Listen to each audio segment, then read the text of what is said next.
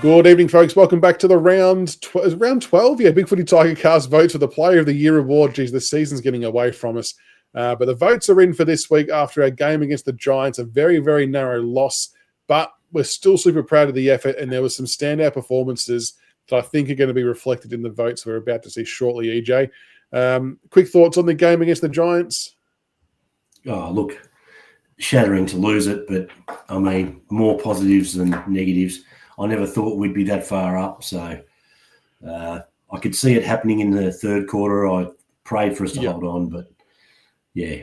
You just wanted it to be like a Gold Coast 2.0, didn't you, that we could just hold on right to the very end, but you win some, you lose some, and we'll definitely learn a heap from it. But we'll bring up the votes from this week, and we'll get stuck into it. Starting off with the 5 votes, Hopper nearly clean swept this. So the only one who didn't go Hopper was CB, who went for Dion Prestia, which I think is equally as okay. But what was your thoughts on Jacob Hopper's game for the 5 votes? I mean, this is the first time I'd say to CB, he should have just copied. Oh, look, you know, as I said, the contested numbers are just through the roof. You know, a ton of possessions, career season.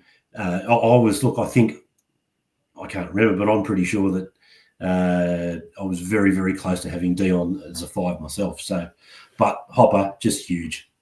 Yeah, he was massive. And I think he played better because of Dion being there. And like we said on the Monday night show, Dion, I think it was 31 disposals, 9 score involvements. He had a crazy good game for his first game back and definitely made a lot of us, including myself, eat some humble pie. So I can definitely understand why CB chucked him in for the 5. Down to the 4 votes, I went for Ben Miller for 4 votes. And I just think he needed a bit of love for keeping Jesse Hogan scoreless. Not so much goalless, but scoreless, which was the first time in 42 games. And that is a massive effort for our key defender without a bolter. So he's got Campbell Gray alongside him, who's in his 3rd game. To keep Jesse Hogan goalless was a monumental effort. And it's makes the loss a bit more disappointing that we didn't get it for that effort alone. But I thought he deserved some votes there. CB went for Jacob Hopper. Grock went for Tim Taranto. Tiggs went for Tim Taranto. And you went for Dion Prestia with the 4. Yeah, as you said, with your Dwayneism, he was crazy good. Did I?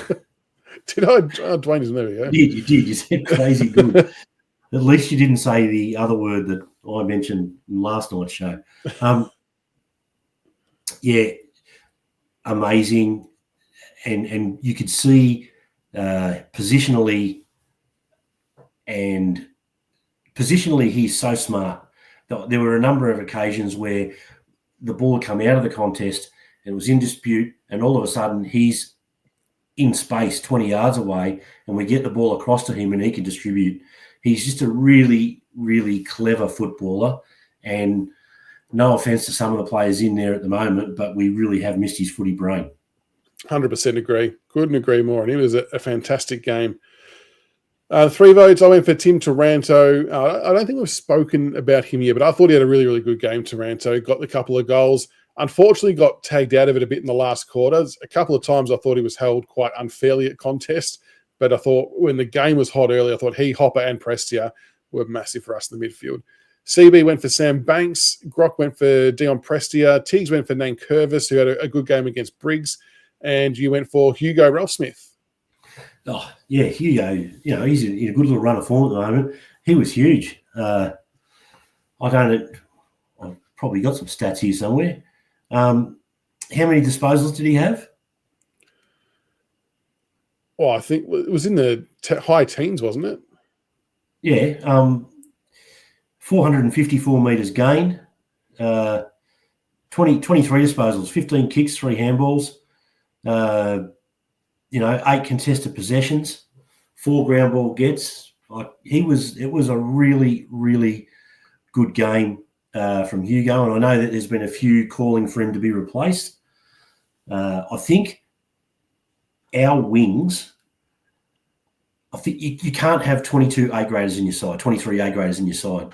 And I think our wings, if you look at them, they've never really been A-grade the last few years. Like K-Mac, God love him, he's just a serviceable competitor, but extremely reliable, holds his position, runs from arc to arc all day, and doesn't get the plaudits that some of the other players get. Yeah. I put Hugo in. He's not at K-Max level yet, but he's doing that now, and he's doing it very consistently. He's breaking lines. I still can't watch him bounce the ball. It gives me nightmares, but no, a really, really good game. Yeah, no, fair enough. I thought he did pretty well defensively too, which was something he had to work on from the week before. So he obviously learned something and applied it, which was good. The 2 votes, I went for Dion Prestia. CB went for Hugo. Grock went for Ben Miller. Tiggs went for Nathan Broad, and you went for Thomas Sims. Yeah. Breakout game. I see the future, and I love it. He's just such competitive. How good are his hands in a pack situation for someone of that age? Like, it's ridiculous to see those 3 contested marks. You won't see a first-year key position player do that too often. It has happened. I'm not saying he's on his own, but it's not very often that it happens. Yeah, and we've been screaming out for that extra outlet so that we can cover the down the line on both sides of the fields at the same time, because you can't have – Nank can't be everywhere. Lynch is getting old and his movement isn't what it used to be. We need the outlets, and he's getting himself into the right positions. He had a sensational game.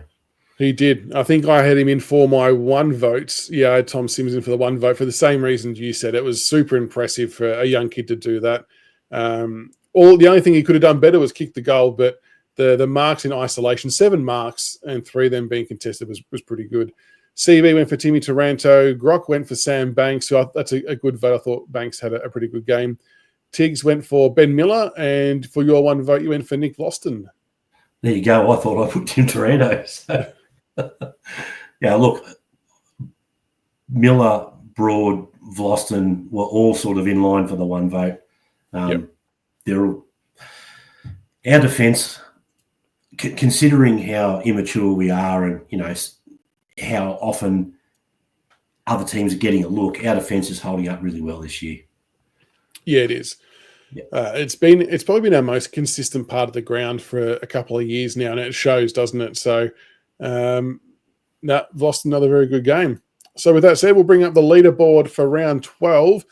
Tell you what, Hopper and Taranto, they are duking it out at the top, and Hopper's retaking the lead on the back of getting 4 of the 5 votes for this week on 147. Taranto 142, Vlaston 76, Nank 67, Seth 55, Trainer 39, Banks 39.